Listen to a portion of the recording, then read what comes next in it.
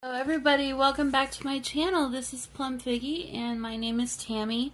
So today I'm going to do a little bit something different. Recently I was asked on Instagram how I do my little mini envelopes in my journals, and if I could show kind of a tutorial. So I'm going to go ahead and talk about that a little bit, and hopefully you can take some of this and use it in your own journals and have some fun with it. So first off, what I do is I've found some printables on online, and if you don't want to do that, you can take an existing envelope shape that you like and scan that.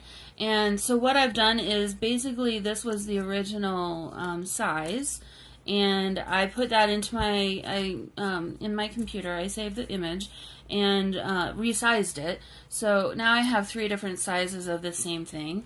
Here's another one, similar thought. So this is the original envelope size, and then 2 smaller ones. So this one's really cute when it turns into a little envelope.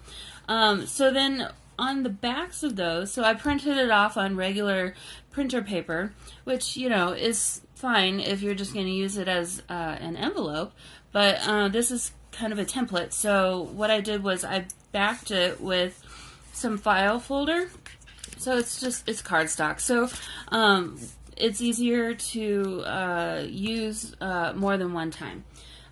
So some of the other shapes that I have, here's another one. If you wanted to do this one's really cute. Just draw yourself a 2-inch square, and then round off the corners like this. This is actually something else I found online, so if you're wanting to look for it, you can. The dotted lines are where you would fold. So these all fold in, and then it becomes a 2-inch square little envelope. And I'll show you how I do that in just a minute. The main one that they wanted to know about was this envelope right here. Is an example of one that I've made and cut out from a Daphne's Diary page. And so when you open it up, oops, it was upside down, it turns into a heart. So isn't that cute? So I'll kind of show you that one and give you the dimensions of that one too. This is another one. So let me use this one. And so pretty much a couple of tips. If you fold this up, you're going to want to keep in mind how your pattern is laid before you start. Fortunately, the pattern on this paper is not really up and down. It kind of is everywhere. But it does have, it looks like, it looks like maybe this would be the up and down. And actually this would be a really nice thing to have on the front of the envelope. So actually I'll probably keep it like this. So basically all I do is lay it down where I want the design to be, and I'm going to match it up to the bottom of the page here. And then just trace right around that.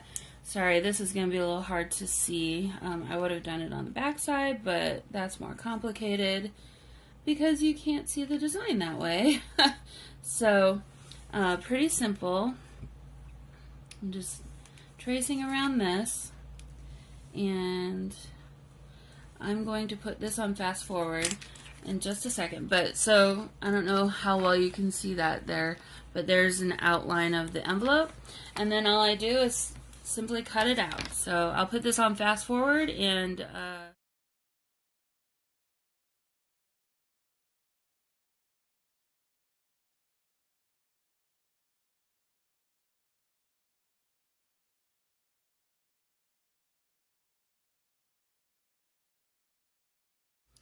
okay, so now we have the shape of our envelope, and from here on out it's pretty simple.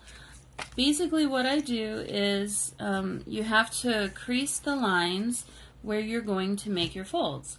If you feel like you want to draw those in, you can, but basically it's just going to be a straight line from here to here, straight line from here to here, from here to here and from here to here.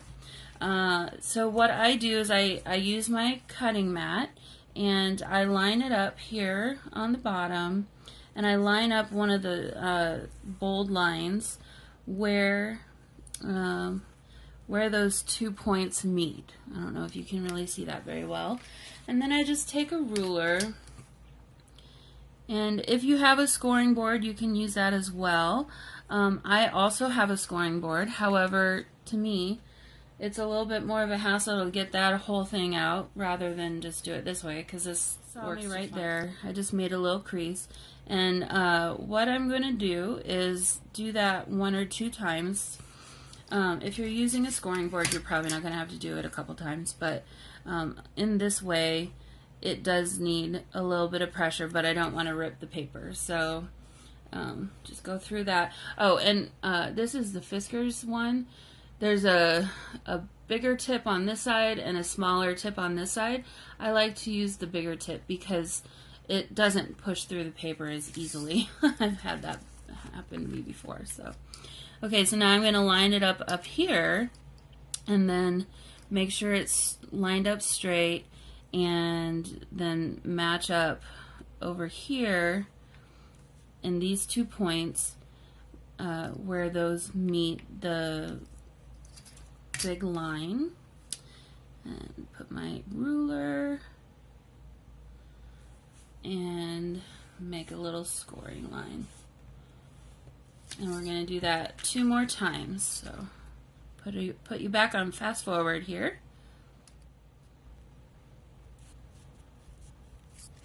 Oh, yeah.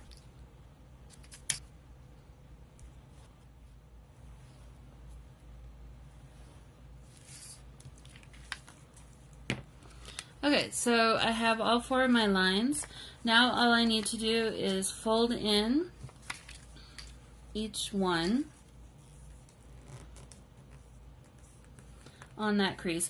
And if I had creased them on the other side, it would be easier to do this than it is right now as you're seeing this, because the crease would have gone the other direction.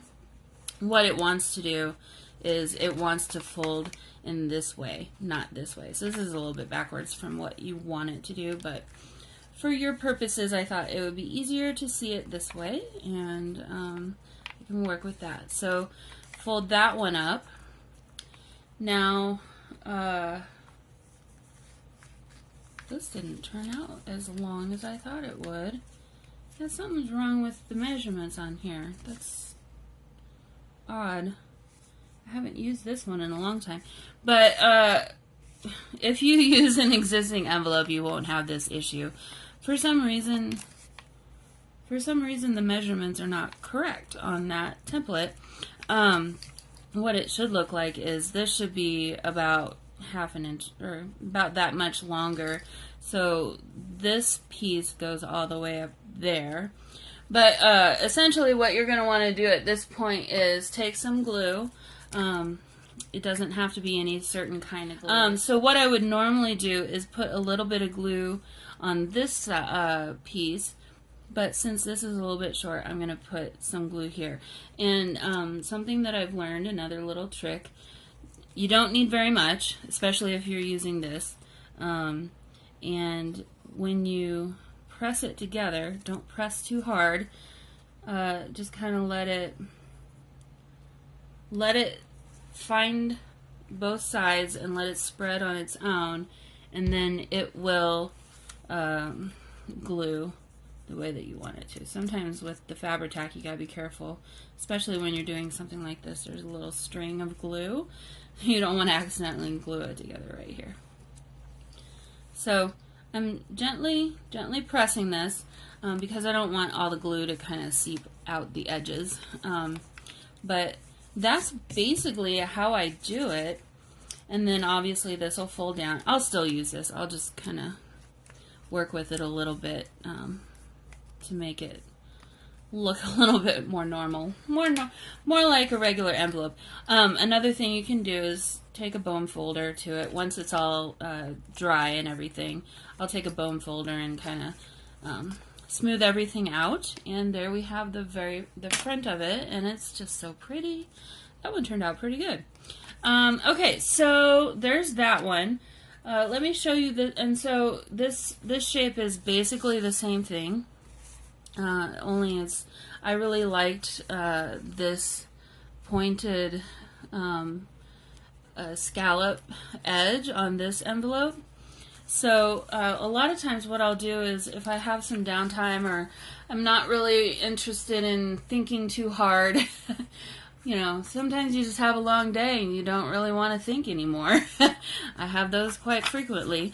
I'll come up and just do this part of the task of cutting things out, and then maybe another day I'll come and do all the creasing and folding, and then I'll have some envelopes ready to go. So here's one that I've got cut out already, and so basically do the same thing, just line it up on both sides, do your ruler, fold and crease, and then glue the edges.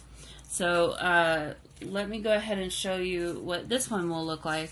So this is the one that's the 2-inch square, and I didn't mark in the grid lines because really I'm just using those 2 points as my guide. I'm trying to see if you can see it well. Hopefully you can. Okay, so I've got those 2 lines matching on the mat. So I'm just gonna do my scoring here. I'm going to do that 4 times.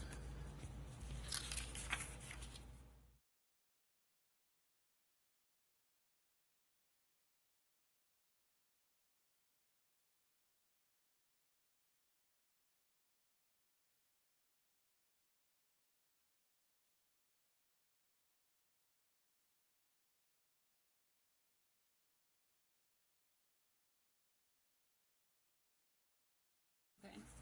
So press those in, and then at this point you can make a decision about what you want to do with this one. Sometimes I like to leave them open like this, and actually it looks like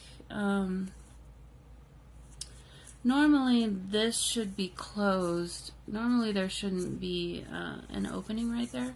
So it looks like my measurements are a little bit off, and it doesn't look like I cut as accurately as I could have. There's a little bit of a gap here, which is probably causing that gap. So what you can do is, depending on what you want to do with this particular one, for this one, I think because of that gap, I might close it. So I could turn this into an actual envelope and glue these 2 down, and then I could stick something in here. Or another thing you can do, which would be really cute, is punch a hole in each side and add a little bit of piece of string, and you can tie a bow in the middle. And so that would be kind of a fun little package to open, and then you can write yourself a little note or what have you, put a picture in there or something. So this one's a really fun little envelope to experiment with. Okay, so now for the heart envelope. So this is the one, whoops, that it looks like a regular envelope when it's closed, and when you open it up, it turns into a heart. And this, again, I did this one out of a Daphne's Diary magazine page, and so I'm going to paste on some plain paper here, maybe some lined paper, I'm not sure, but something that I can use to, you can write on here or do whatever you want to do. So this one's not completely finished yet. Okay, so basically the same premise as the others that I've already shown you. So let me go ahead and show you the template here. So basically this is just a heart, and I'm going to zoom in just a little bit so that it's easier for you to read my writing. Okay, so this is basically just a heart, and I've given you the measurements if you want to take a screenshot. So from, let me zoom back out a little bit. All right. So from this point to this point, it's 7 3/8 inches, right? From this middle point of the heart to the middle point down here at the bottom tip, it's 5.5 inches. And then, so if you want to, I was trying to think of the easiest way for you to kind of take this measurements and then make your own. I think if you put down on a piece of paper these points from the fold lines, so this one, this one, this one, this one, this one, and this one, I have those measurements here. So the 7 3/8, down here it would be 3 3/4 inches. From the top of the heart to there, it is 5 1/4 inches. So you'll have two of those, and then the 5.5 in the middle. Now, if you wanted to measure from the bottom of the heart, the tip at the bottom, to the tips in the middle of the hump at the top, that is 7 3/8 inches. So a straight line from here to here is 7 3/8 inches. Okay, so pretty much what I do is I do the same thing. I'll put this on my paper, and something to keep in mind when you're doing this one, which I didn't do correctly on this one, is whatever you, so this is right side up, but remember that when you fold this one up, it's going to be upside down. So you're going to want to position your template on top of your paper so that it's upside down from the way that, so like here. So this is right side up, right? And I want to capture this image right here. So I need to put my template down like this, right? So when I fold this up, the image we want to show will be right side up. Hopefully that makes sense. So again, pretty much all you got to do is the same thing that we did before.